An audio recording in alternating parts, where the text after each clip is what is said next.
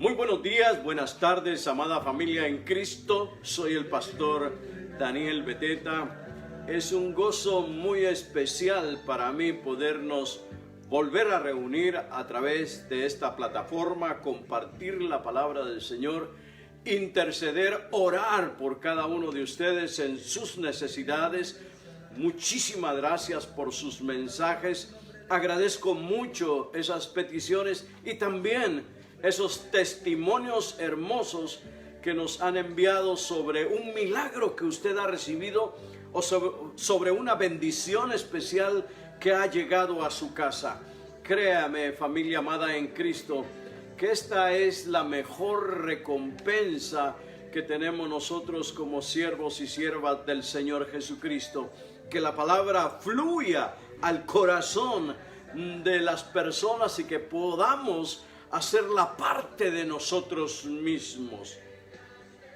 En esta oportunidad quiero pedirles, amada familia en Cristo, que oremos. Tengo algunas peticiones específicas en esta oportunidad y quisiera hacerlas llegar delante de usted para que juntos oremos.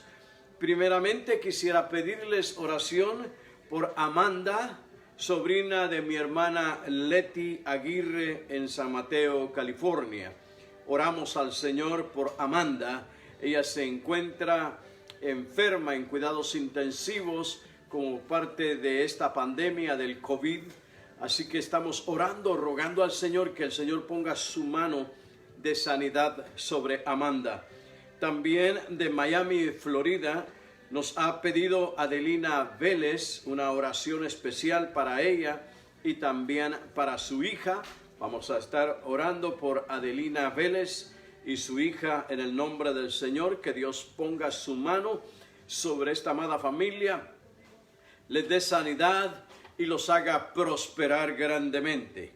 También tenemos otra petición por la hermana Hilda.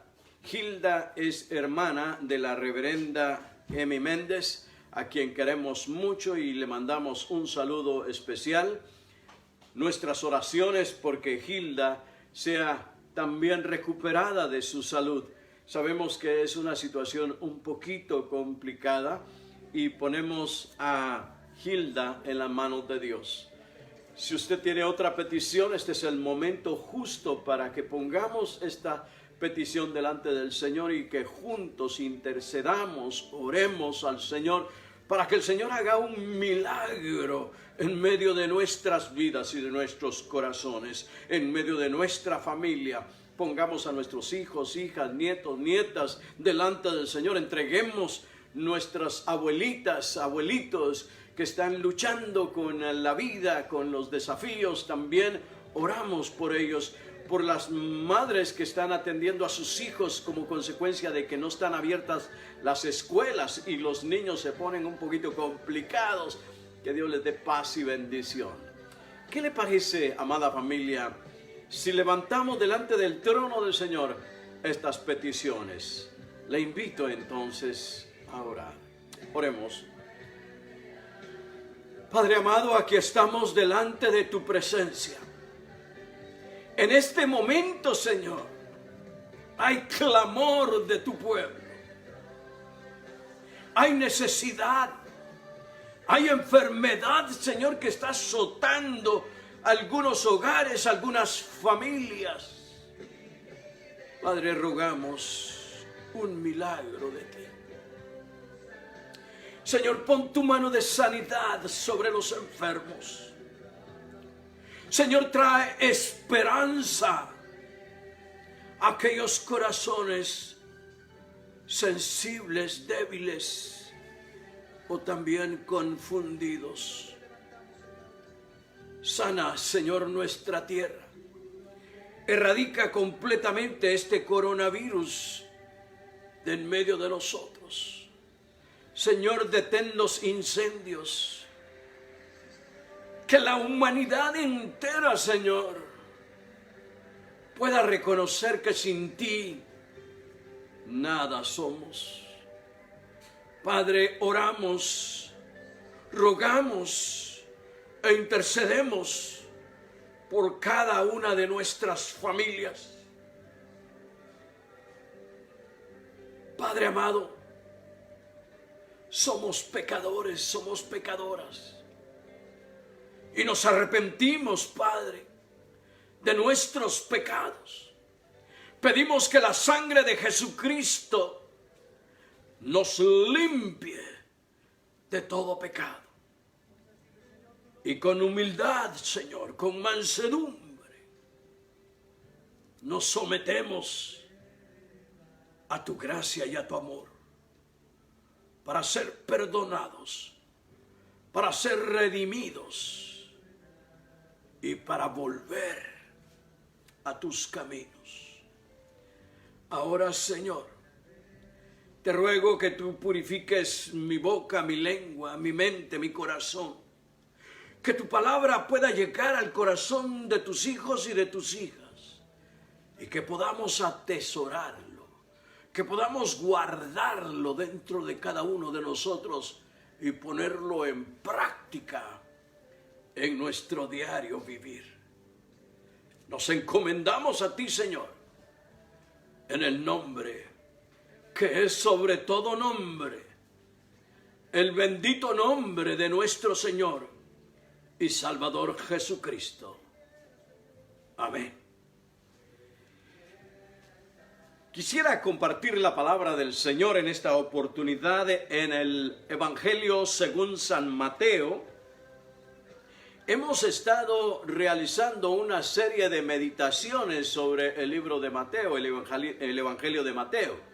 Y en esta oportunidad vamos a leer parte y a meditar en el capítulo 21 de Mateo, en los versículos del 23 al 32. Leo para ustedes la palabra del Señor.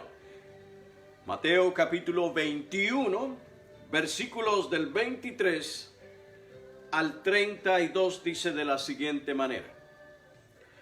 Cuando vino al templo, los principales sacerdotes y los ancianos del pueblo se acercaron a él mientras enseñaba y le dijeron: ¿con qué autoridad haces estas cosas?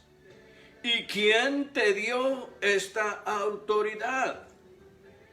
Respondiendo Jesús les dijo: yo también os haré una pregunta, y si me la contestáis, también yo os diré con qué autoridad hago estas cosas. El bautismo de Juan, ¿de dónde era? ¿Del cielo o de los hombres? Ellos entonces discutían entre sí, diciendo: si decimos del cielo, nos dirá: ¿por qué pues no le creísteis?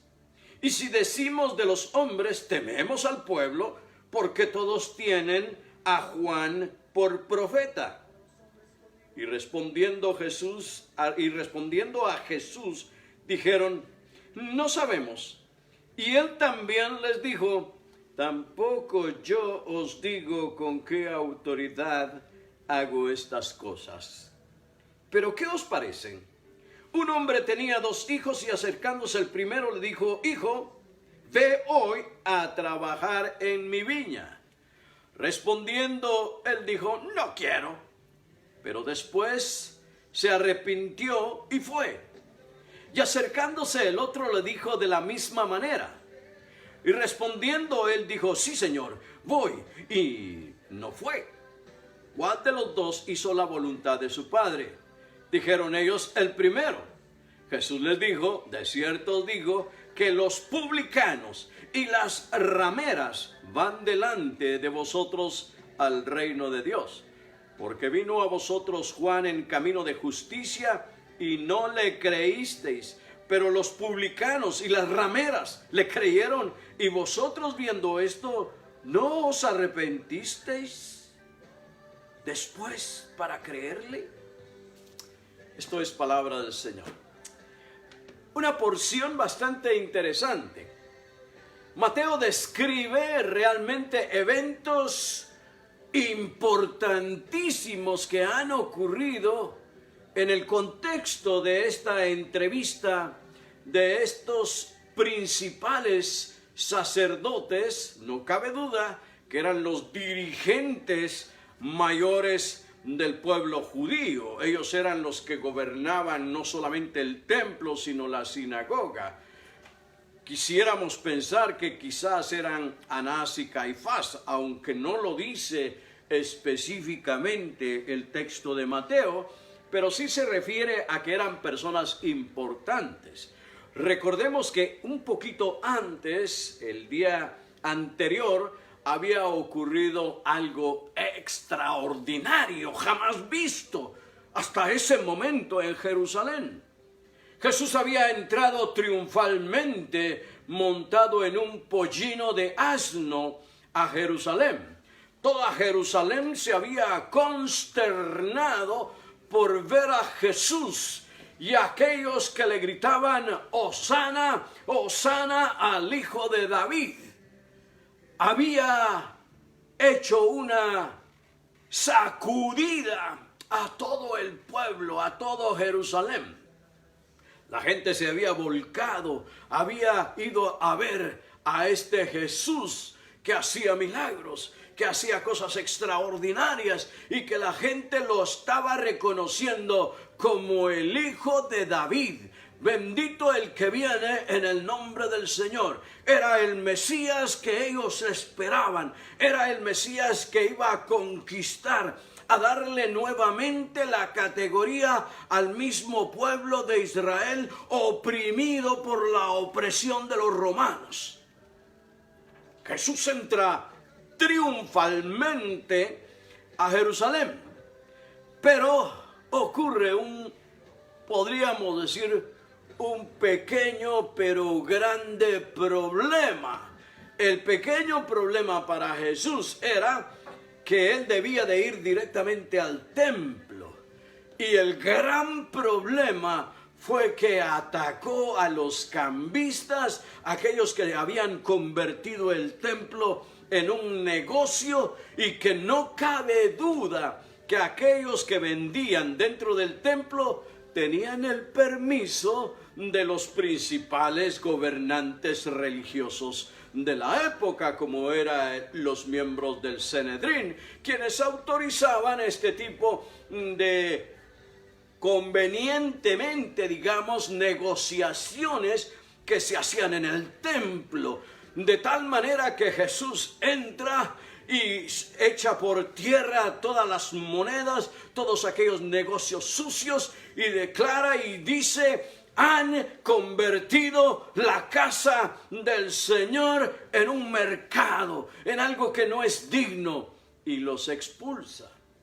Luego Jesús, estando allí precisamente, comienza a sanar enfermos, comienza a manifestarse como el gran yo soy, como el gran Señor, como el Maestro, como el profeta, como el Cristo, como el verdadero Salvador. Y estos están atrás observando lo que ocurre. Están mirando lo que está pasando en ese momento y lo que está Jesús haciendo en medio de ellos. No cabe duda que en medio de ellos ha de haber habido temor, o quizás un poco de miedo para actuar. Ellos tenían el poder, ellos podían haber dicho: hey, había una guardia especial que cuidaba el templo y que estaba bajo el mando precisamente de estos principales sacerdotes. Ellos pudieron haber dicho: hey, guardia del templo, saquen a Jesús, pero no lo hicieron. Y no lo hicieron porque políticamente no les convenía, se iban a echar al pueblo encima. Así que terminó ese día angustioso para todo Jerusalén, pero impactante para la vida de aquellos que recibieron sanidad, y también como evidencia de esa presencia de Jesucristo dentro de Jerusalén. Con esto en mente, familia amada, se da entonces este diálogo que acabamos de leer entre estos, y la pregunta, son dos preguntas que yo diría que son preguntas estratégicas que van dirigidas a Jesús para ver cómo lo sorprenden, cómo lo hacen caer, para apresarlo y para llevarlo inmediatamente a un proceso o a un juicio religioso, acusándolo quizás de desestabilizar la fe. Dice la palabra que Jesús vino al templo, como era su costumbre. Ahora Jesús está dentro del templo. Jesús está enseñando. Jesús está compartiendo la palabra con varias personas que se han agolpado para verle, para oírle, para escucharle, o quizás también para esperar un milagro. Interesante, Jesús en su línea sacerdotal no tiene una raíz sacerdotal directamente por el papá. José era carpintero, no era un trabajador del templo, no había sido ordenado sacerdote o no tenía ese cargo.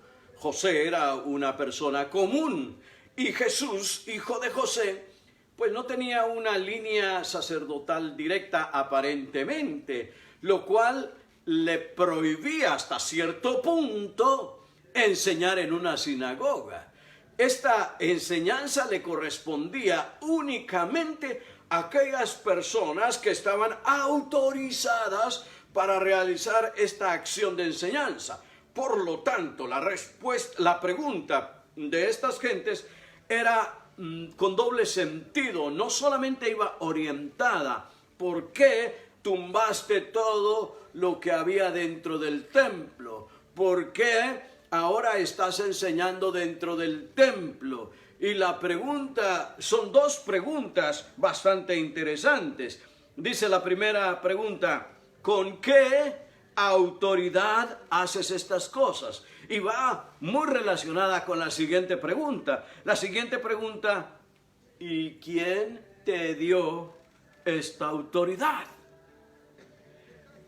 Prácticamente, cuando lo miramos fríamente, es un interrogatorio jurídico. Cualquiera respuesta que Jesús dijera iba a tener una consecuencia, iba a tener algo, un efecto. Y dice la palabra, estas dos preguntas, Jesús percibió directamente la intención de ellos. Inmediatamente Jesús le dice: bueno, yo también, mire qué autoridad más hermosa la de Jesús. No cabe duda que la sabiduría del Señor estaba allí precisamente. Y le dice Jesús: bueno, respondió Jesús, yo también os haré una pregunta. Y si me contestáis, también yo os diré con qué autoridad hago estas cosas. Imagínese ese riesgo que Jesús estaba tomando. Prácticamente Jesús estaba parando sobre brasas de fuego, que cualquier respuesta que Jesús dijera, y en ese momento él devolviendo la pregunta, iba a tener una consecuencia. Dice la palabra, vayamos a la palabra. Dice Jesús, a ver, la pregunta es esta: el bautismo de Juan. Recordamos que con Juan el Bautista comienza prácticamente lo que hasta el día de hoy conocemos como bautizo. La palabra bautizo viene de la palabra griega bapto, que quiere decir mojar, empapar, llenar, cubrir de agua. Y dice la palabra entonces, ¿de dónde era este bautizo? Les pregunta Jesús. ¿De dónde era este bautizo? Y Jesús les hace dos preguntas. Recordemos que ellos le hacen dos preguntas a Jesús. Jesús les devuelve las dos preguntas a ellos. ¿De quién era? ¿De dónde venía? ¿Del cielo o de los hombres?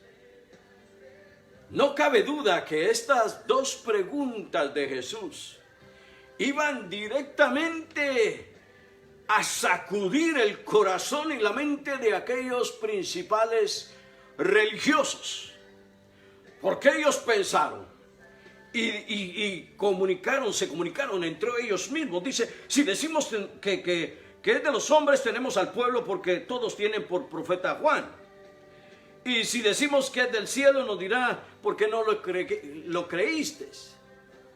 Ellos eran varios religiosos que estaban ahí pendientes de las respuestas de Jesús. Y Jesús tranquilamente les dice, entonces, ¿qué me respondéis?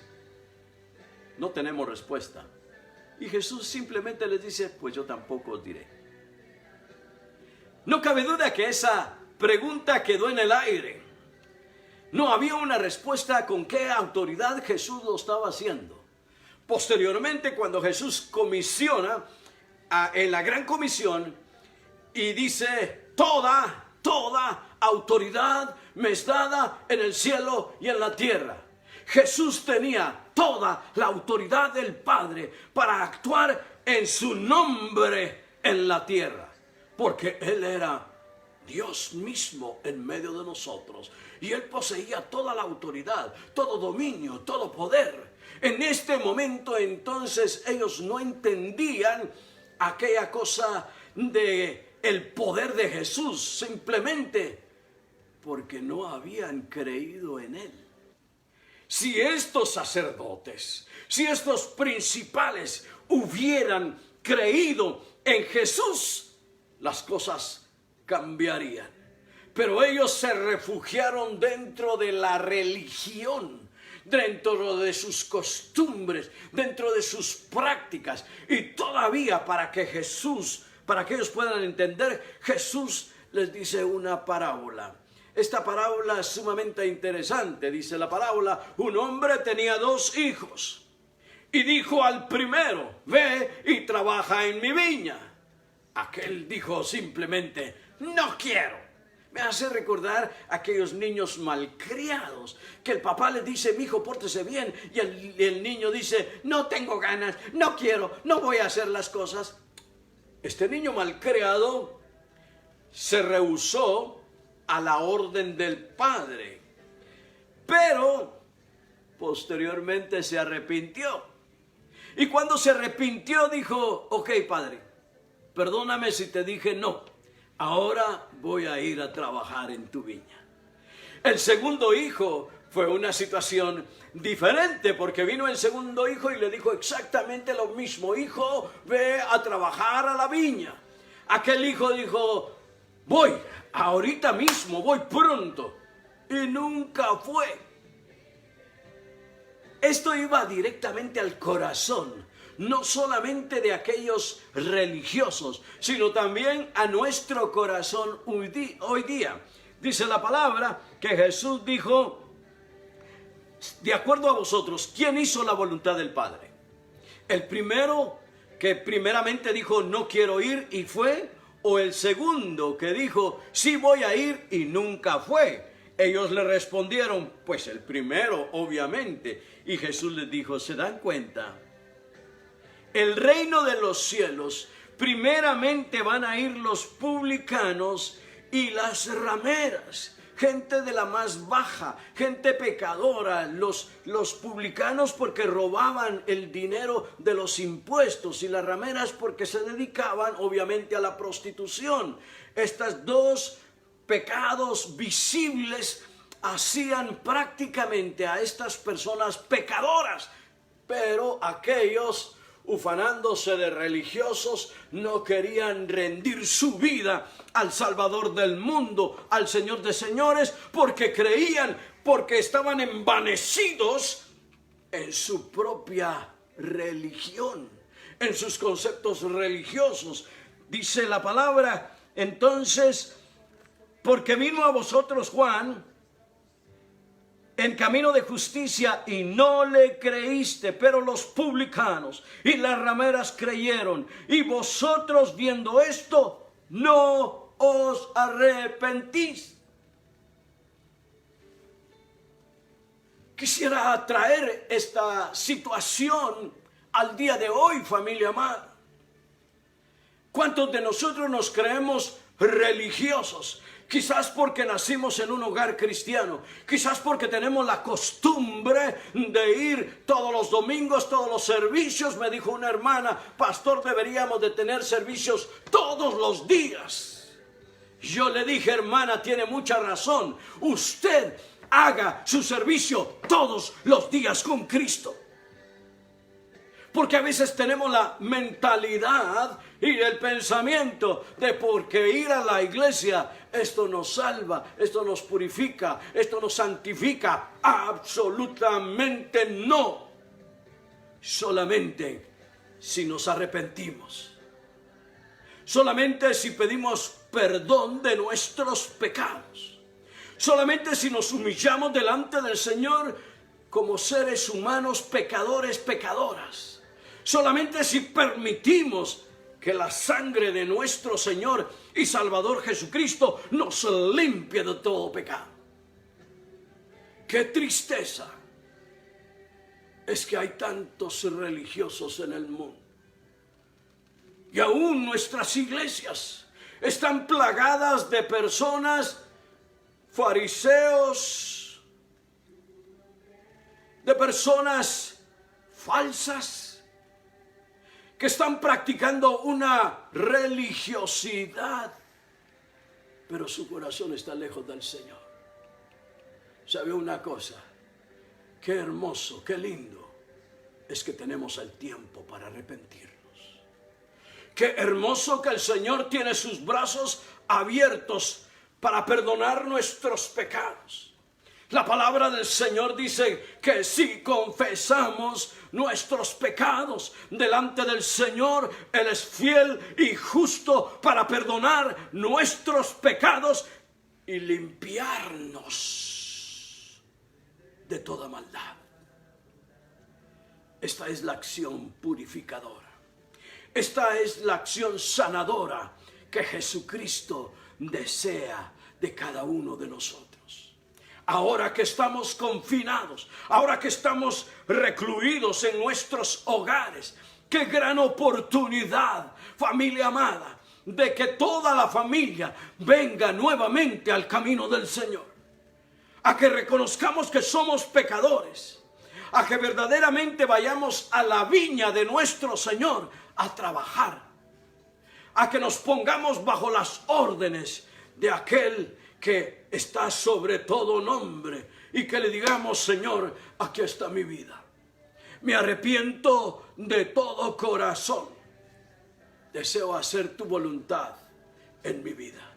¿Qué le parece, familia amada en Cristo, si hoy hacemos una renuncia del pecado, hacemos una entrega total de nuestra vida al Señor?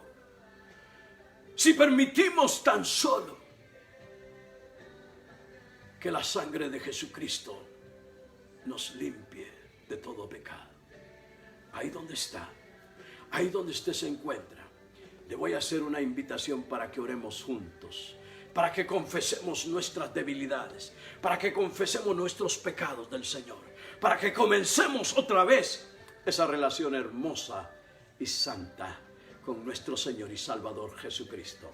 Oremos al Señor. Padre, en este momento venimos delante de tu presencia.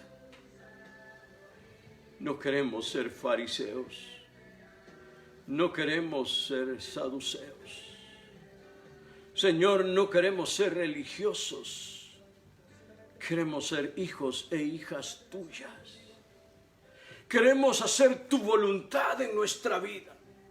Perdónanos, Señor, si no hemos hecho lo que tú querías para cada uno de nosotros.